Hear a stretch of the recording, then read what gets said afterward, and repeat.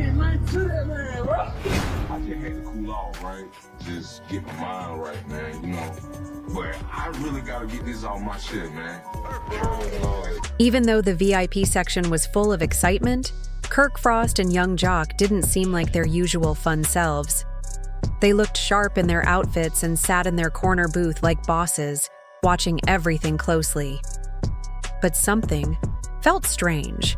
They weren't laughing, joking, or casually drinking like the other fancy guests. Even though they were holding drinks, they weren't really drinking them.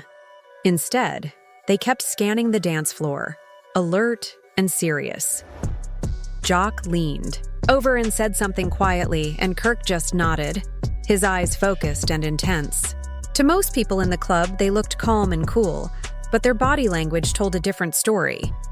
While everyone else was dancing, shouting, and taking selfies, Kirk and Jock weren't there for fun. Their booth had the best view, and they were using it. It seemed like they were waiting for something. Then he walked in. Lil Scrappy came in like he owned the place, smiling and full of energy, just being himself. People rushed to him, giving hugs, taking pictures, and cheering. Scrappy lit up the room like always. When he entered, the vibe changed. He had that kind of presence. But while most people were focused on the fun, a few sharp eyes noticed something different. In the dark VIP corner, Kirk and Jock kept their eyes locked on Scrappy. To the average person, everything seemed normal. But if you were really paying attention, you could feel the tension rising. A dancer by the bar slowed down and looked toward Scrappy's group. Two security guards quietly moved closer. Even the DJ seemed to notice something had shifted, because every bright light casts a shadow, and Scrappy had just stepped into one. He stopped for a moment, like he could sense something was off. Back at the booth, Kirk leaned in and spoke, in a serious tone. Jock nodded, checked his phone, then looked straight at Scrappy. No smile, no jokes, just a steady, hard stare. Kirk looked too, his eyes narrowing. They didn't look away. A waitress came over with more drinks, but the mood made her stop in her tracks. She carefully placed the bottle on the table, didn't say a word, and walked away with shaky hands. She felt it too. Something was happening. Even though no one had pulled out their phones yet, people near the booth noticed how still Kirk and Jock were like hunters waiting for the right moment. Meanwhile, Scrappy kept laughing with his crew, but then one of his guys leaned over and whispered something in his ear. Scrappy stopped, turned around, and locked eyes with Kirk and Jock. Just long enough for everyone to feel the change. The waiting was over. They weren't just watching anymore. They were ready.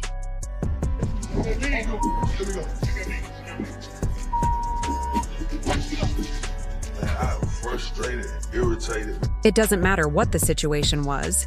You still said it. Now that the proof was out, the vibe changed again. Words couldn't fix things anymore. This got personal. Scrappy's face turned red. The air felt tense. He wasn't cool anymore. "You're acting like I'm fake or something," he said sharply. "I've always kept it real with both of you, over and over. I'm not scared of your so-called proof. You think none of y'all are fake. Half of you are." Then people really started to pay attention. Not long after things got loud, Kirk and young Jock stepped down from their VIP section. They walked into the crowd, and the mood instantly changed. They didn't yell, but the way they moved, calm and serious, made everyone stop and look. Even the people dancing in the middle went quiet. Scrappy was still joking with his crew, but he saw the shift. He noticed them coming. The crowd moved out of the way on its own. Scrappy turned to face them, holding his arms out a little, trying to seem chill. "What's going on?" he asked calmly, though he sounded a little careful. He was curious but also on alert. Jock and Kirk didn't smile. No greetings. No handshakes. They got real close, shoulder to shoulder. Way too close for comfort. The tension was so strong, it felt like it cut through the loud music. Then it got even more serious. Jock leaned in and spoke low but firm. "We heard you've "Been talking crazy lately, Scrap," he said, looking him right in the eye. Scrappy raised his eyebrows. He didn't expect that. Kirk didn't wait. He looked confused on purpose, but jumped in right away. "You know what we mean. Acting cool with us, but then talking behind our backs." Then he pulled out his phone like it was proof. The screen lit up with messages. The receipts. Now, it felt even heavier. "You thought we wouldn't find out?" "They gave us everything," Jock said. "You were at the studio last week talking reckless. You think everyone's loyal to you?" "We got it all." Scrappy looked at the phone, then back, at Kirk. "That's not the full story," he said. "I said it, yeah, but you're twisting it around. You're making it sound worse." His voice got louder. Kirk didn't flinch. Phones came out. People started recording. The DJ saw what was happening and turned the music down a bit. Security started moving closer. Scrappy pointed at Kirk's phone. "You want to show proof? Then show everything, including what you said about me when I wasn't there." That hit hard.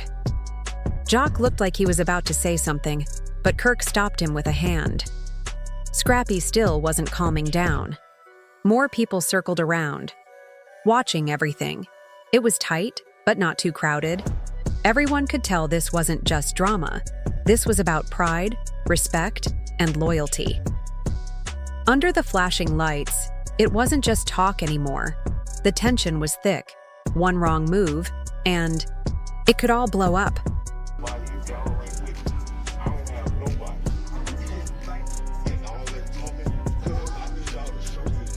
There was a lot happening in the VIP area, but Kirk Frost and young Jock weren't acting like they usually did. Something seemed off. They looked sharp in their nice clothes and sat in their corner booth like they were in charge. Normally, they'd be joking around or enjoying their drinks like the rest of the VIPs. But even though they held drinks, they weren't really drinking. Instead, they kept looking around the dance floor. Jock leaned in and said something quietly. Kirk nodded a little, still watching the crowd. Most people thought they looked relaxed and cool, but their body language said something else. The rest of the club was loud and full of energy. People were dancing, shouting, and taking selfies. But Kirk and Jock weren't there to have fun.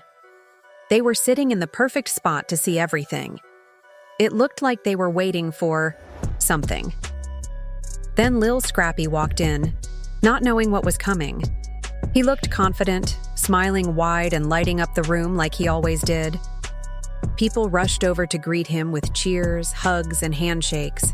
He was laughing, clinking glasses and taking pictures. Scrappy's energy was so strong that the whole mood in the club changed when he arrived. That's how it always was. Scrappy loved the spotlight. But while most people were having fun, a few people noticed something else. In the dark corner of VIP, Kirk and Jock didn't move. Their eyes stayed fixed on Scrappy. To most people, everything looked normal, but anyone really paying attention could feel the tension rising. A dancer near the bar slowed down and looked toward Scrappy's group. Two security guards quietly moved into new positions. When someone stands in the spotlight, there's always a shadow, and Scrappy had just stepped into it. Even the DJ lowered the music a bit, like he could feel something was about to happen. Back in the booth, the vibe got serious. Kirk leaned in and said something in a rough voice. Jock nodded, looked at his phone, and scanned the room again. No more smiles, just focused eyes on Scrappy. Jock gave a small signal, and Kirk followed his look, squinting. They didn't blink once. The tension was so strong that even the waitress paused when she brought another bottle. Her hands were shaking a little as she set it down and quietly walked away. She felt it too. Most people were busy on their phones, but the ones paying attention knew something big was coming. People nearby started to notice how still Kirk and Jock were, like hunters waiting for the right time. Scrappy kept laughing with his group, but then one of his friends leaned in and whispered something to him. That's when everything changed. Scrappy stopped, turned around and locked eyes with Kirk and Jock. They were ready. The waiting was over. They weren't just watching anymore. Look at me. Here we go. Look at me. Man, I'm frustrated, irritated, man.